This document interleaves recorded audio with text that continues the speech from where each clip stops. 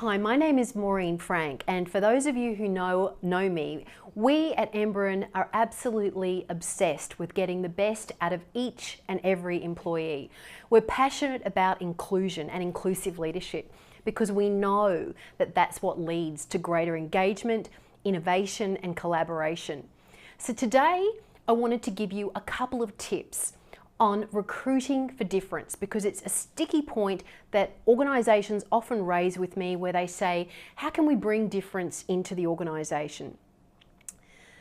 My first tip for recruiting differently is challenge your thinking on what a superstar looks like.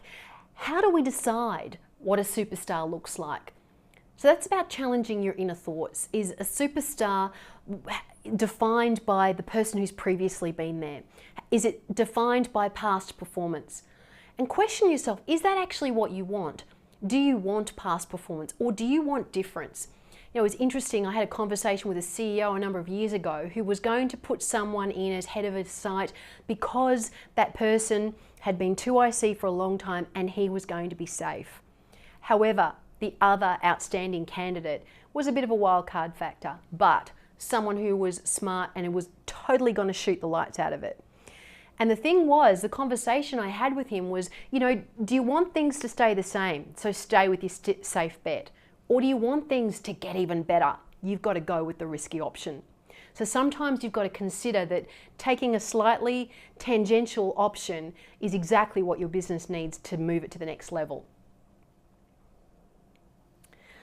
My second tip is that requiring one woman on the shortlist makes no difference whatsoever. I can't tell you the number of times I've had senior leaders say to me, oh, we're getting this recruitment of women right because we've got this requirement that you have to have one woman on the shortlist. Rubbish. Having one woman on the shortlist makes no difference whatsoever. I've even seen recruiters, and I know that's none of you listening to this, undertake some really bad practices where they're encouraging someone to be the token woman on that list, but not really trying very hard in terms of who that is. You know, to me, it's about educating people on recruiting differently and the true value of that. Having tokenism makes no difference whatsoever. We're about the best person for the job. Man, woman, whatever you happen to be, right? So to me, it's about getting a mixed up panel. It's getting different backgrounds. It's getting different personalities. That's when you see real magic happen in organizations. And my third tip is ask recruiters to send you someone who is not my type. And I say this because a couple of years ago I was with a senior executive and I was talking about inclusive leadership, and he said to me, he had this light bulb moment, he went, oh my goodness, I have a recruiter that always recruits for me and I stick with her because she always sends me type. And his aha moment was, I actually need to tell her to not send me type. I actually need to get her on board in challenging me to send me people that are going to shake me up a little bit, that are going to think differently, that are not the same type as everyone else in my team.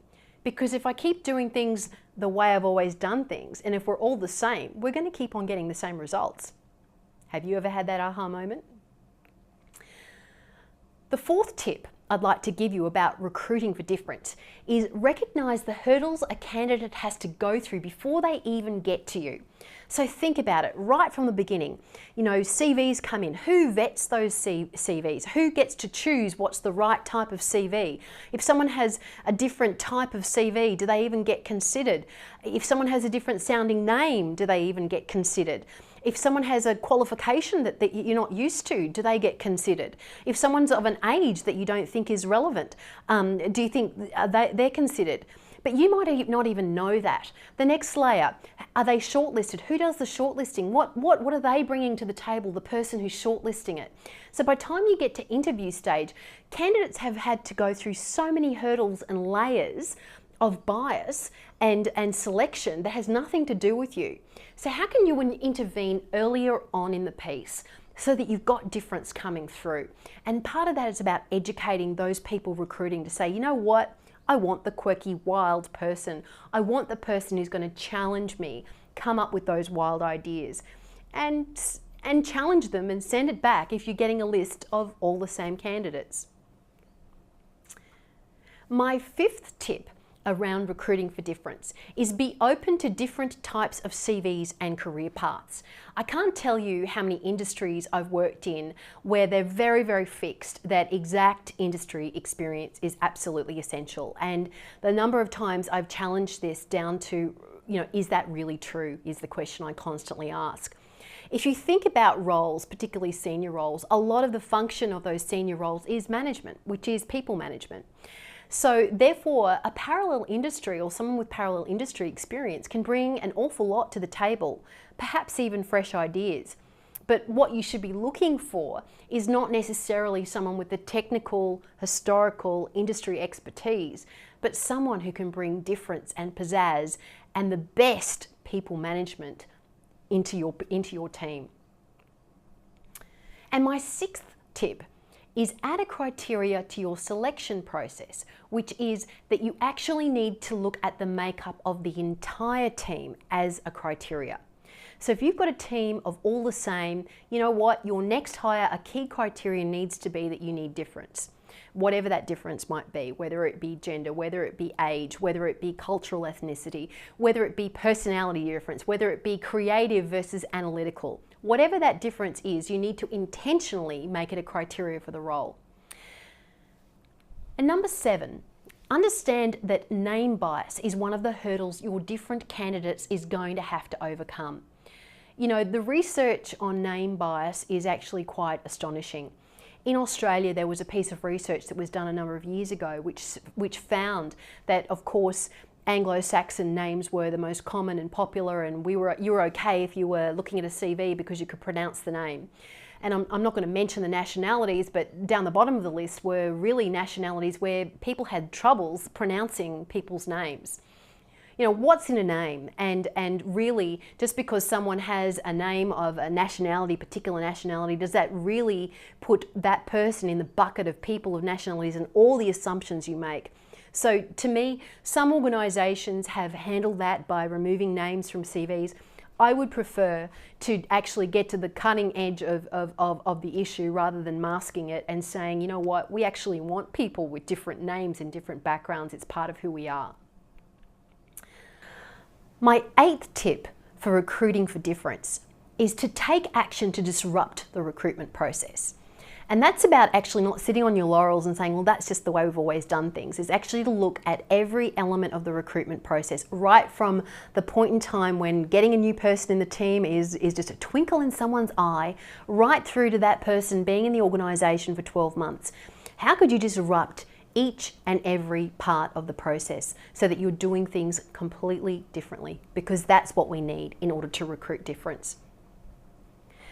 And tip number 9 on recruiting difference is conduct detailed and clear job analysis up front before you start recruiting. What do I mean by that? That's actually sitting down with a blank piece of paper, forget the job description, forget the job ads, and actually go, what does this person do day in, day out? Write down the tasks. They organise meetings, they do this, they do that. So actually, on the face of it, what type of person are you really looking for? So really dissecting that job as it sits right now, but also what you might want it to become, is a really good way of actually crashing thinking completely around what your ad needs to be, what the role needs to be described as, and changing it completely. And my 10th and final tip for recruiting for difference is be a courageous, inclusive leader. Challenge and disrupt the current status quo for recruitment, starting with yourself. That's really important because to me, sometimes, and I know this is not you, but sometimes I hear leaders say, HR's not doing this or the recruiters are not doing this. My question for you is, what are you doing? This is about leadership accountability. You conduct the orchestra. What are your directions? Are you being specific? How are you going to be a brave, courageous leader, experiment and do things differently? I know you're up for the challenge. So just to wrap up, I hope you're convinced that recruiting for difference is absolutely critical for us to move organisations from the way we've always done things to the way we want to be. Because getting difference into the organisation is what is critical and has bottom line implications. It's what leads to the promise of diversity, which is all about innovation, engagement, and collaboration. So to me, if you're not a leader who gets how to recruit differently, you're not relevant in the 21st century. So to me, you've got to get up to speed on becoming a courageous, inclusive leader right now.